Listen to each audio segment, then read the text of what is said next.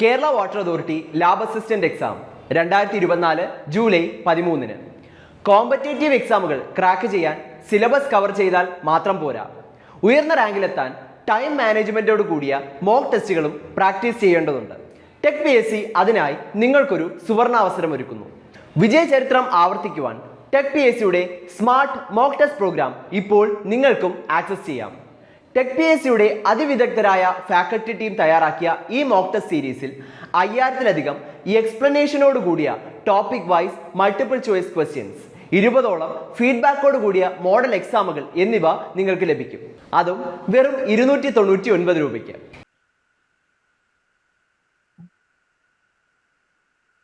Good evening everybody. അപ്പൊ നമ്മൾ MLTയുടെ second revision ആണ് ഇന്ന് ചെയ്യാൻ പോകുന്നത്. നമുക്ക് ഓരോന്നോരോന്നായിട്ട് ക്വസ്റ്റ്യൻസ് നോക്കാം.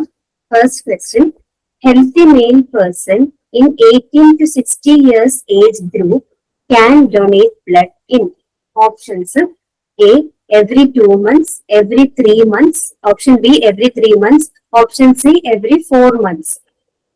Answer അറിയാവുന്നവർ പറഞ്ഞു. Option B, every 3 months. Yes, അതെ, ഓപ്ഷൻ ബി എവറി 3 months ആണ് correct answer. Healthy male person ആണ് 18 to 60 years ഏജ് ഗ്രൂപ്പിലാണെങ്കിൽ എവറി 3 months ആണ് ബ്ലഡ് ഡൊണേറ്റ് ചെയ്യാൻ പറ്റുന്നത്. Next, malarial parasite cannot affect RBC of A, option A, sickle cell disease, option B, aplastic anemia, option C, megaloblastic anemia, option D, iron deficiency anemia.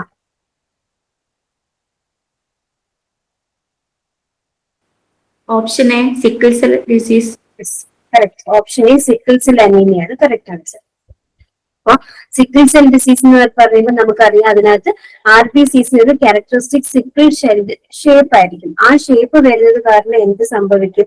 RBCസിനകത്ത് ചില essential proteins ഒക്കെ നഷ്ടപ്പെട്ടു പോവുകയും malarial parasite എവിടെയാണ് ജീവിക്കുന്നത്? RBCസിലാണ് ജീവിക്കുന്നത്. അപ്പൊ അതിന് ജീവിക്കാൻ പറ്റാതിരിക്കുകയും ചെയ്യും. അതുകൊണ്ടാണ് സിക്കിൾ സെൽ അനീമിയ ഉള്ളവർക്ക്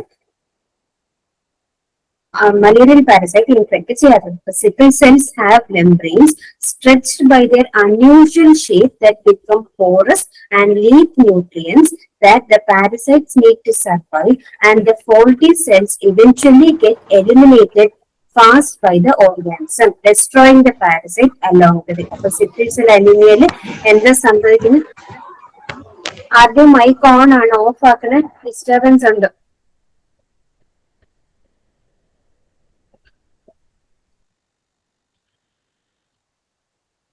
ഓക്കെ, അപ്പൊ സിക്കിൾ സെൽ അനീമിയയില് RBCസിന്റെ ക്യാരക്ടറിസ്റ്റിക് സിക്കിൾ സെൽ ഷേപ്പ് ആയിരിക്കും. അതുകൊണ്ട് തന്നെ ആ സെൽസിന്റെ ഷേപ്പ് അബ്നോർമൽ ആയിരിക്കും. അബ്നോർമൽ ഷേപ്പ് കാരണം സെൽസ് കൂടുതൽ പോറസ് ആയിരിക്കും. അതായത് ന്യൂട്രിയൻസിന് എളുപ്പം ലീക്ക് ചെയ്ത് പുറത്തേക്ക് പോകാൻ പറ്റും. ആ തരത്തിൽ ലീക്ക് ആവുന്ന ന്യൂട്രിയൻസ് കാരണം മലേറിയൽ പാരസൈറ്റിന് എന്ത് ചെയ്യാൻ പറ്റില്ല? അധികം കാലം സർവൈവ് ചെയ്യാൻ പറ്റില്ല. മലേറിയൽ പാരസൈറ്റ് RBCസിലാണല്ലോ സർവൈവ് ചെയ്യുന്നത്, പിന്നെ ലിവറിലും. അപ്പൊ RBCസിന് സർവൈവ് ചെയ്യാൻ പറ്റില്ല. അങ്ങനെ പാരസൈറ്റ് ഡിസ്ട്രാക്റ്റഡ് ആയിരിക്കും. So the answer is option A, sickle cell anaemia. Next, which group blood group is called universal donor? Option എല്ലാം തന്നെ പറയാൻ പറ്റുന്നതാണ്. Option A, A positive, B positive, C O positive, D O negative. O positive.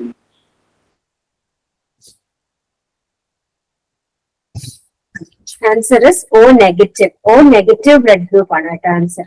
അതായത് antigens ഉണ്ടാവാൻ പാടില്ല. ഓന്ന് കാണുമ്പോൾ തന്നെ നമ്മൾ ചാടി O പോസിറ്റീവ് എന്ന് പറയരുത്. ABO എന്ന് മാത്രമേ ഉള്ളൂ. RH അതായത് പ്ലസും മൈനസും പറയുന്നില്ല എങ്കിൽ, നെഗറ്റീവും പോസിറ്റീവും പറയുന്നില്ല എങ്കിൽ O എന്ന് പറയാം. പക്ഷെ പോസിറ്റീവ് നെഗറ്റീവ് എന്ന് പറഞ്ഞാൽ O നെഗറ്റീവ് ആണ്. കാരണം O പോസിറ്റീവില് പോസിറ്റീവ് ഉണ്ടല്ലോ. അപ്പൊ പോസിറ്റീവ് ഉള്ള ആൾക്ക് O നെഗറ്റീവ് ഉള്ള ആൾക്ക് ബ്ലഡ് കൊടുക്കാൻ പറ്റില്ലല്ലോ. പക്ഷെ O നെഗറ്റീവ് ഉള്ള ആൾക്ക് A പോസിറ്റീവിന് കൊടുക്കാം, A നെഗറ്റീവിന് കൊടുക്കാം, B പോസിറ്റീവിന് കൊടുക്കാം, B നെഗറ്റീവിന് കൊടുക്കാം. അതുപോലെ AB പോസിറ്റീവിന് കൊടുക്കാം, AB നെഗറ്റീവിന് കൊടുക്കാം. O പോസിറ്റീവിന് കൊടുക്കാം, O നെഗറ്റീവിന് കൊടുക്കാം. പക്ഷെ O പോസിറ്റീവ് വരുമ്പോ എന്ത് പറ്റും? O നെഗറ്റീവിന് കൊടുക്കാൻ പറ്റില്ല. ഓക്കെ, അവിടെ RH ഫാക്ടറൂടെ നോക്കിയിട്ട് വേണം നമ്മൾ പറയാനായിട്ട്. Type O negative blood does not have any antigens. It is called universal donor. അതുപോലെ universal recipient പഠിച്ചു വെക്കണം. അതിനാണ് ഇവിടെ include ചെയ്തിരിക്കുന്നത്. AB positive blood is called as universal recipient because person who has it can receive blood of any type. Universal donor O ആണ്, അതുപോലെ universal recipient AB ആണ്. ഇത്രയും നമുക്കറിയാം. പോസിറ്റീവ് നെഗറ്റീവ് പറയുമ്പോൾ O നെഗറ്റീവ് ആണ് universal donor and AB positive ആണ് universal acceptor. പഠിച്ചു വെക്കണം, ഇമ്പോർട്ടന്റ് ആണ്. Total number of immunoglobulin are option A 2, option B 3, option C 4, option D 5.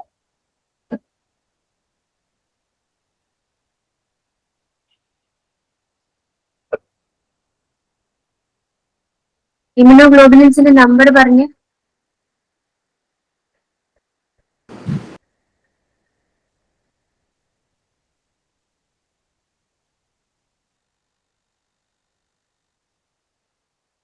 IgA, IgE എന്നൊക്കെ പറയുന്നതാണ് ഇമ്യൂണോഗ്ലോബുലിൻസ്. അങ്ങനെ എത്ര എണ്ണം ഉണ്ട് നമുക്ക്?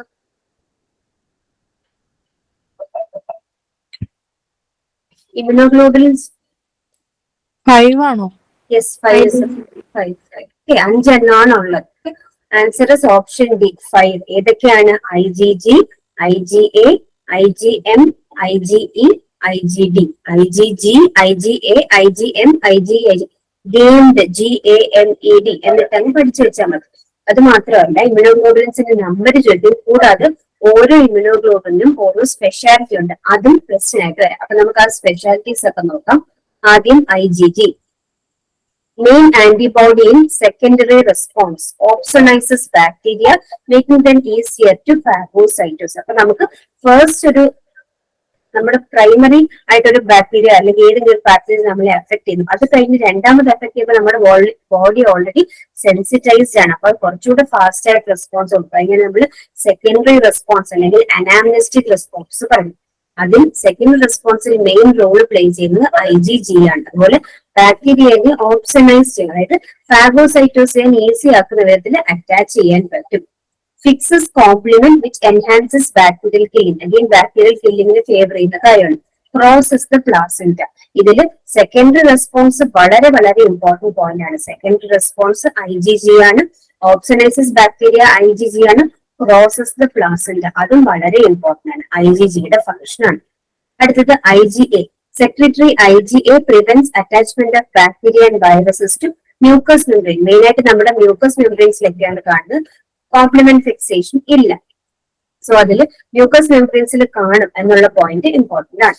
IgM produced in primary response to antigen, fixes complement does not cross placenta. ഇവിടെ IgM പ്രൈമറി റെസ്പോൺസിൽ main role play ചെയ്യുന്നത് വളരെ ഇമ്പോർട്ടന്റ് പോയിന്റ് ആണ്. Next IgD found on the surface of pieces where it acts as recipient of antigen. അടുത്തത് IgE. IgEയും ഒരുപാട് important ആണ്. Immediate hypersensitivity, allergy റെസ്പോൺസിലൊക്കെ ആക്ട് ചെയ്യുന്നത് IgE ആണ്. mediates immediate hypersensitivity or allergy by causing release of mediators from mast cells and basophils upon exposure of antigen. ഏതൊക്കെ സെല്ലുകളാണ് allergy എന്ന് പറയുന്നത്? നമ്മുടെ എന്താണ് ബോഡിയുടെ ഒരു ഹൈപ്പർ സെൻസിറ്റീവ് റെസ്പോണ്ട് ആണ്. ഒരു പൊടി തട്ടിയെങ്കിൽ അതിന് ഒരു തുമ്മൽ പൊക്കം, അതാണ് നോർമൽ റെസ്പോൺസ്. പക്ഷെ ബോഡി ഹൈപ്പർ സെൻസിറ്റീവ് ആകുമ്പോൾ എന്ത് പറ്റും? ഭയങ്കരമായിട്ട് റിയാക്ട് ചെയ്ത് ആ ചെറിയൊരു പൊടിയോട് തന്നെ ഭയങ്കരമായിട്ട് റിയാക്ട് ചെയ്ത് ഒരുപാട് തുമ്മൽ, ക്ഷീണം, ജലദോഷം അങ്ങനത്തെ കാര്യങ്ങളൊക്കെ വരും. ഇതാണ് ഹൈപ്പർ സെൻസിറ്റിവിറ്റി റെസ്പോൺസ്. ഈ ഹൈപ്പർ സെൻസിറ്റിവിറ്റി റെസ്പോൺസിന് കാരണമായ സെൽസ് ഏതാണെന്ന് ചോദിച്ചാൽ മാസ്റ്റ് സെൽസ് ആൻഡ് ബേസോഫിൽ ആണ്. അതിന് കാരണമായ ആന്റിബോഡി ഏതാണെന്ന് ചോദിച്ചാൽ IgE ആണ്. അപ്പൊ ഇമ്പോർട്ടന്റ് ക്വസ്റ്റ്യൻ ആണ്. Does not fix complement. ഈ കോംപ്ലിമെന്റ് ഫിക്സേഷന്റെ പോയിന്റ് വിട്ടേക്കും, അത് ഇമ്പോർട്ടന്റ് അല്ല. Main host defence against helminthic infection, അതേപോലെ വേം ഇൻഫെക്ഷൻസിന് അഗേൻസ്റ്റ് ആയിട്ട് നമുക്ക് ഹോസ്റ്റ് റെസ്പോൺസ് ആയിരുന്നു IgE ആണ്. അപ്പൊ ആദ്യത്തെ ഇമ്പോർട്ടന്റ് പോയിന്റ് 5 ഇമ്യൂണോഗ്ലോബുലിൻ ഉണ്ട്. IgG, IgA, IgM, IgE, IgD. IgGയുടെ മോസ്റ്റ് ഇമ്പോർട്ടന്റ് പോയിന്റ് എന്ന് പറയുന്നത് പ്രോസസ് ദ പ്ലാസെന്റ. അടുത്ത important point secondary response IgA mucus membranes, IgM primary response, IgE allergy response. ഇത്രയും പോയിന്റ്സ് നോട്ട് ചെയ്യണം. Next, standard temperature for storage of whole blood is 4 to 2 degrees Celsius, 10 plus or minus 2 degrees Celsius, 2 plus or minus 2 degrees Celsius, 16 plus or minus 2 degrees Celsius. Option A 4 plus or minus 2 degrees Celsius ആണ്.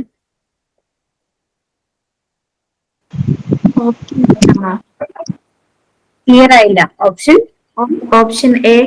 Yes, option A is the correct answer. 4 ± 2 degree Celsius ആണ് ideal temperature for storage of whole blood.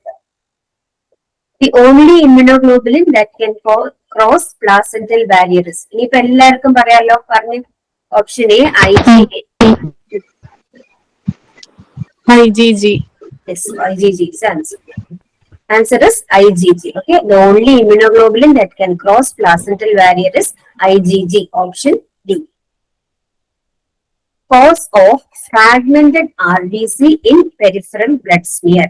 A. Option A, malignant hypertension. Option B, microangiopathic hemolytic anemia. Option D, all options. Cause of fragmented RBC in peripheral blood. Malignant hypertension, DIC, microangiopathic hemolytic anemia, all options.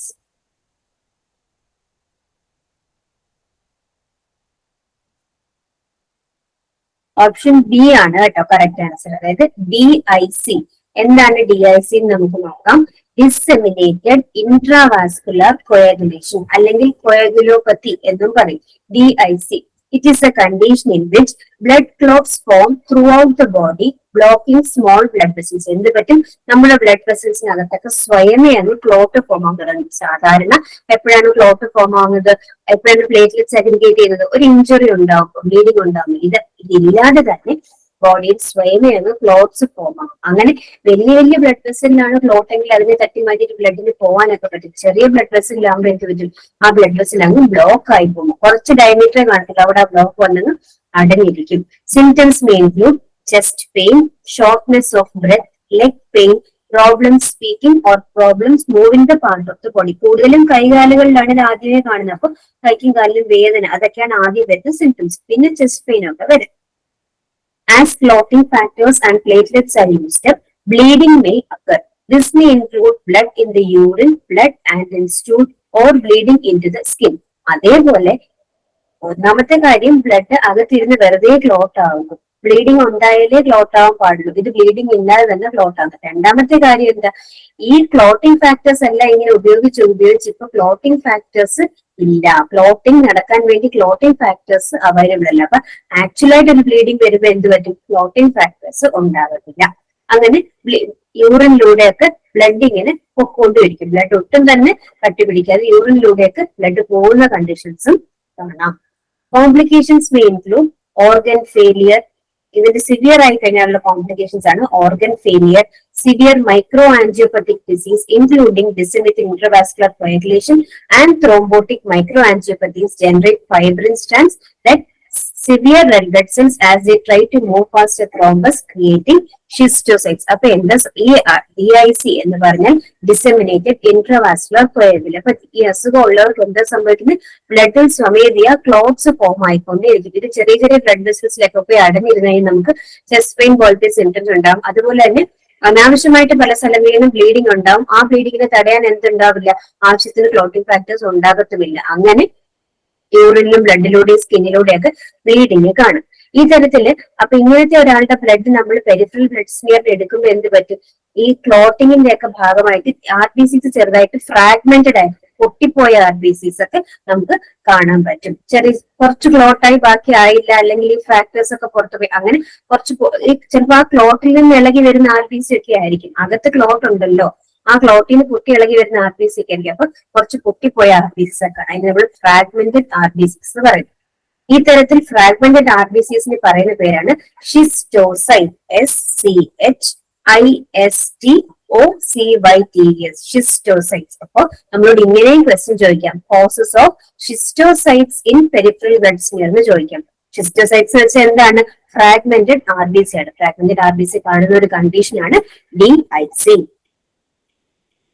Next, Russell's bodies are found in option A, WBC, option B, RBC, option C, mast cells, option D, plasma cells. Russell's body normally കാണത്തില്ല, പക്ഷെ abnormal ആയിട്ട് കാണുന്ന ഒരു structure ആണ്. അങ്ങനെ വന്നാൽ അത് ഏതിനകത്തായിരിക്കും വരുന്നത്? WBC, RBC, mast cell, plasma cell.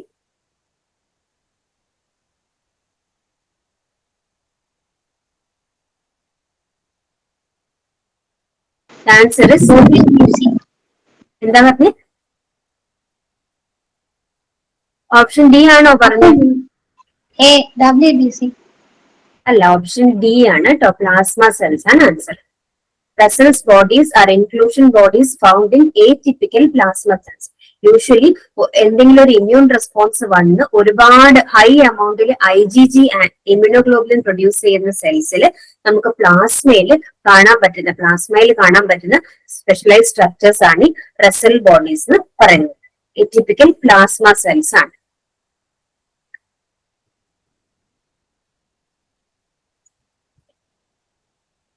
Deficiency of intrinsic factor of Castle causes.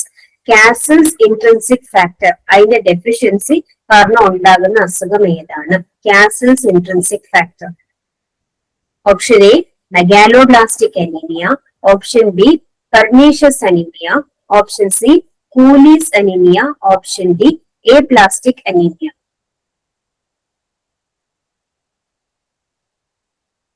Intrinsic factor, Castle's intrinsic ഫാക്ടറിന്റെ ഡെഫിഷ്യൻസി കാരണം ഉണ്ടാകുന്ന anaemia.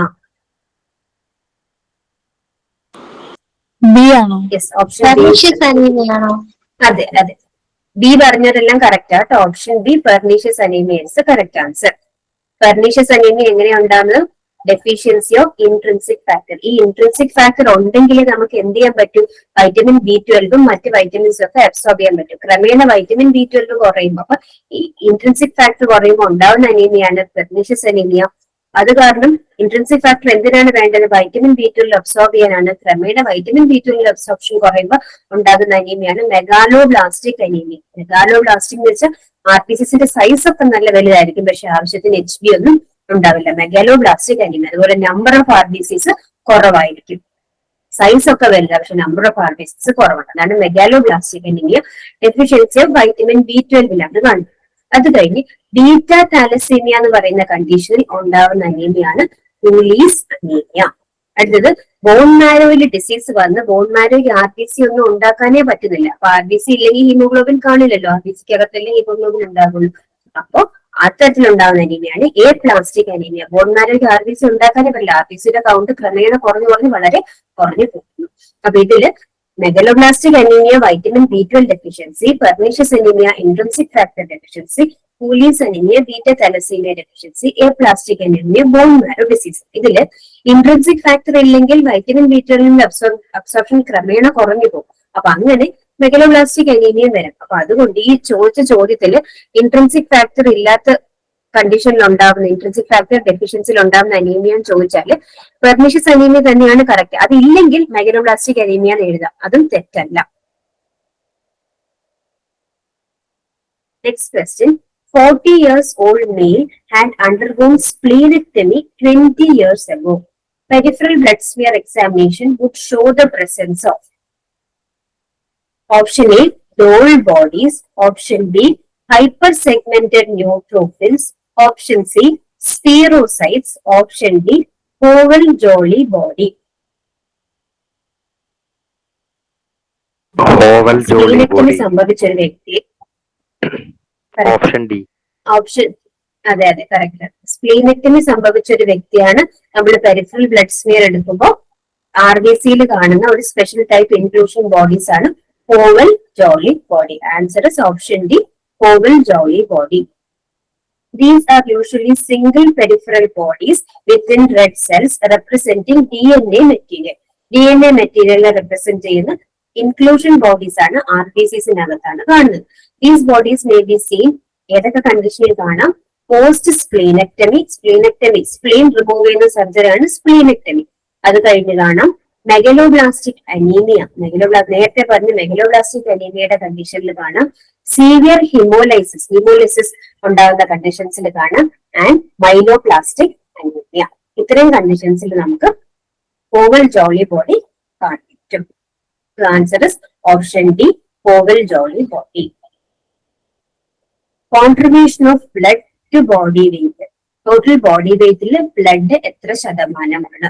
Option A 5%, option B 7%, option C 11%, option D 9%.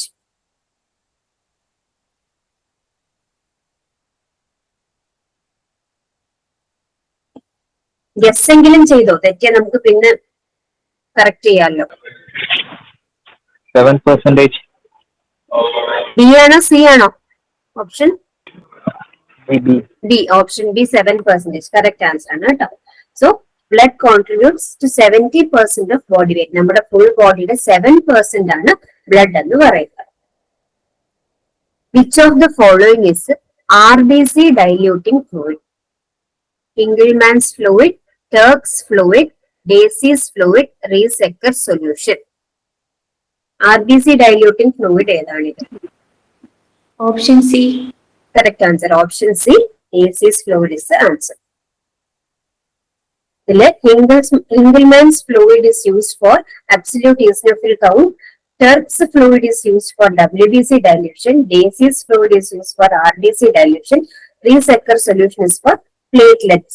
അതുപോലെ ഈ ഡേസീസ് ഫ്ലൂയിഡിന്റെ concentration distilled water, formalin, trisodium citrate ആണ്. Just ഒന്ന് note ചെയ്ത് വെച്ചോ. Which the following fluid is RBC diluting fluid എന്ന് ചോദിച്ചാൽ ഡേസീസ് ഫ്ലൂയിഡ് ആണ്. ട്രൈസോഡിയം സിട്രേറ്റും ഫോർമാലിനും ഡിസ്റ്റിൽഡ് വാട്ടർ ആണ് അതിന്റെ components. Next question, what is the amount of hemoglobin in female blood? ഫീമെയിൽസിന്റെ കേസാണ് പറയുന്നത്. Option A 9.5.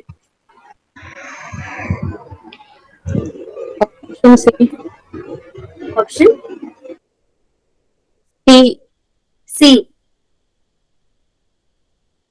സി ആണോ പറഞ്ഞത്? C is the correct answer. Options വായിക്കാം. Option A 9.5 to 14.5 gram per dl, 10.5 to 15.5 gram per dl, 11.5 to 16.5 gram per dl. Option D 12.5 to 17.5 gram per dl. Correct answer option C ആണ് 11.5 to 16.5 gram per dl.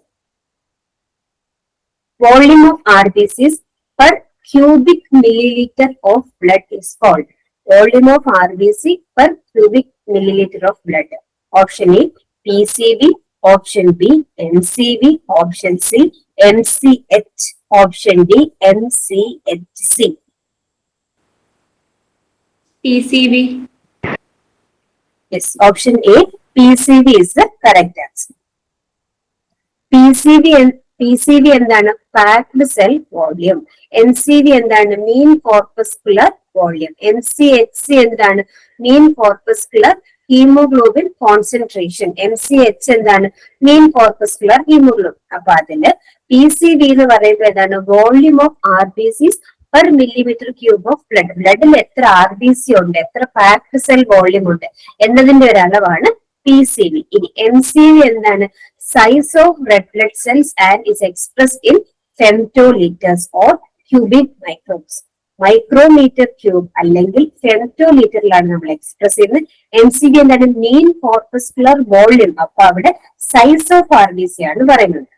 Normal value of MCV are 87 plus or minus 7 FL.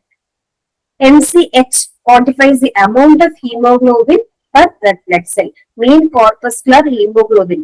ഒരു RBCയിൽ എത്രത്തോളം haemoglobin ഉണ്ട് അതാണ് MCH. MCHC is the measurement of amount of hemoglobin a red blood cell has relative to the size of the cell. ആ സൈസിനെ കൂടെ compare ചെയ്ത് ഇത്ര size ഉള്ള ഒരു RBCയിൽ ഇത്ര മാത്രം ഹീമോഗ്ലോബിൻ ഉണ്ട്.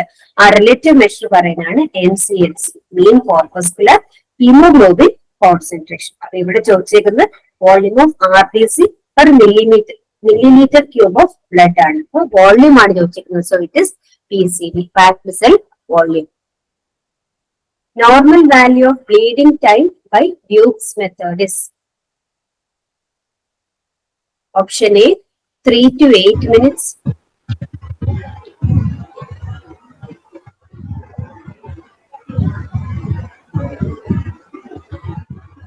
B. Option B ആണോ പറഞ്ഞത്? കറക്റ്റ് ആൻസർ ആണ്. ഇങ്ങനത്തെ ക്വസ്റ്റ്യൻസ് വരുമ്പോൾ നമുക്ക് 2 to 6 ആണെന്ന് അറിയാമെങ്കിലും മിനിറ്റ്സ് സെക്കൻഡ്സ് അത് നോക്കണം. അത് മാത്രം കൺഫ്യൂസ് ചെയ്യിപ്പിക്കാനാണ് അവരുടെ സെക്കൻഡ്സ് എന്നും കൂടെ കൊടുത്തേക്കുന്നത്. ഇപ്പൊ ആദ്യത്തെ ഓപ്ഷൻ എങ്ങാനും 2 to 6 സെക്കൻഡ്സ് ആണെങ്കിൽ നമ്മൾ പെട്ടെന്ന് മിനിറ്റ്സ് എന്നുള്ളത് നോക്കാതെ ചാടിക്കാൻ നമുക്ക് അറിയാവുന്ന വാല്യൂ മാത്രം കണ്ട് ടിക്ക് ചെയ്യാൻ ചാൻസ് ഉണ്ട്. So answer is option B 2 to 6 minutes. In Leishman staining, fixation is done by. Leishman staining നമ്മൾ ഫിക്സേഷൻ ഉപയോഗിക്കുന്ന ഏജന്റ് ഏതാണ്? Option A eosin, option B methyl alcohol, option C distilled water, option D acetone. Methyl alcohol. Yes. Option B is the correct answer. Methyl alcohol ആണ് correct answer. അടുത്തത് an area of improved Neubar counting chamber is. Option A 3 millimeter square, option B 6 millimeter square, option C 4 millimeter square, option D 9 millimeter square. Neubar counting chamber ന്റെ area ആണ് ചോദിക്കുന്നത്. 9 millimeter square. Option D is the correct answer. Option D, correct answer. Option D, 9 millimeter square is the answer. Next, normal platelet count is. Option A, 1.5 to 4.5 lakh per mm cube. Option B, 50,000 to 1 lakh. Option D, 50,000 to 5,000 to 11,000. Option D, 5 to 6 lakh. Option A. Yes. എല്ലാരും അറിഞ്ഞിരിക്കേണ്ടതാണ് കേട്ടോ. Option A 1.5 to 4.5 lakh per millimeter cube blood. Which of the following is a natural anticoagulant? Option A EDTA, option B double oxalate, option C ACD, option D heparin. Option D. Heparin. Heparin. Correct. Heparin is the correct answer. Good. Which of the following is not an anticoagulant used in blood sample collection? Not an anticoagulant ആണ്. Option A EDTA, option B potassium iodide, option C sodium citrate, option D heparin. Option B. Option B. Yes, very good. Potassium iodide is the correct answer. അടുത്തത് all blood banks in India is regulated by. Blood banks in the function ഒക്കെ regulate ചെയ്യുന്ന നിയമം. Option A Drug and Cosmetic Act, option B State Drug Licensing Act, option C Food and Drug Administration Act, option D Occupational Safety and Health Administration.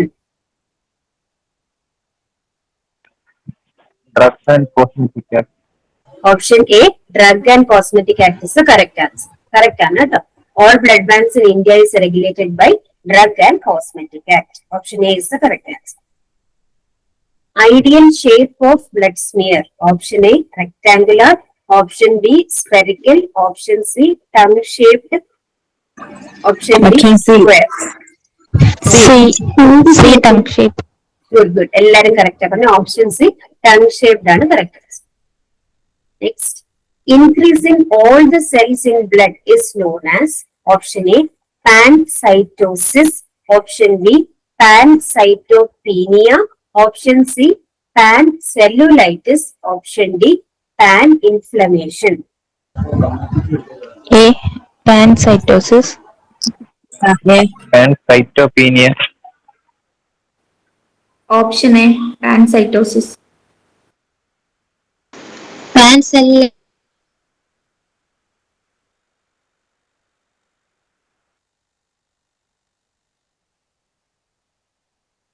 Pancytosis ആണ് correct answer. Increase in all blood cells ആണ് pancytosis. ചിലരൊക്കെ pancytopenia പറഞ്ഞു. Pancytopenia decrease ആണ്. all blood cells വരുമ്പോൾ pan വരും. ഇനി increase ആണെങ്കിൽ നമ്മൾ അതിനെ സൈറ്റോസിസും, ഡിക്രീസ് ആണെങ്കിൽ സൈറ്റോപീനിയ എന്നും പറയും. So answer is option A pancytosis.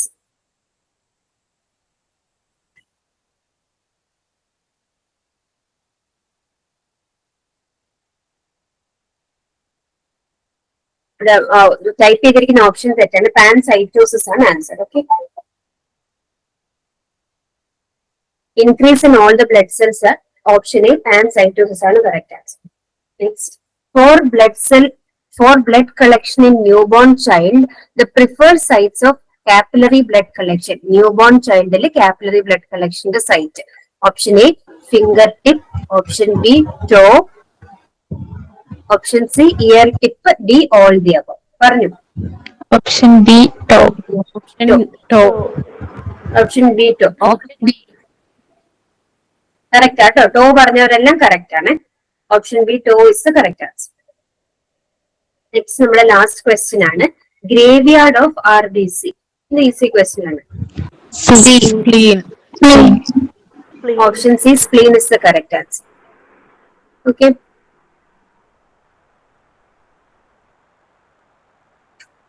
നീ ലാസ്റ്റ് ക്ലാസ്സിൽ ഒരു ഡൗട്ട് പറഞ്ഞില്ലായിരുന്നോ? ഈ ഡിസ്പോസലിന്റെ കാര്യം. ഈ ടേബിൾ നോക്കിക്കേ. ഓപ്ഷൻ ഇത് നമ്മൾ ഡിസ്പോസ് ചെയ്യുന്ന വേസ്റ്റിന്റെ കളർ, ബാഗിന്റെ കളർ വെച്ചിട്ടുള്ള ക്വസ്റ്റ്യൻ. അതിൽ യെല്ലോ ബാഗ് ആണെങ്കിൽ human anatomical waste, biology waste ഡിസ്പോസലിന്റെ കാര്യമാണ് പറയുന്നത്. Human anatomical waste, animal waste, soiled waste, expired or discarded medicine, chemical waste, microbiology and other, clinical lab waste, chemical liquid waste. റെഡില് recyclable waste, tubing bottle, IV tube, catheter, urine bag, syringes without needle and gloves. വൈറ്റില് sharps including metals, ബ്ലൂവില് glass wear.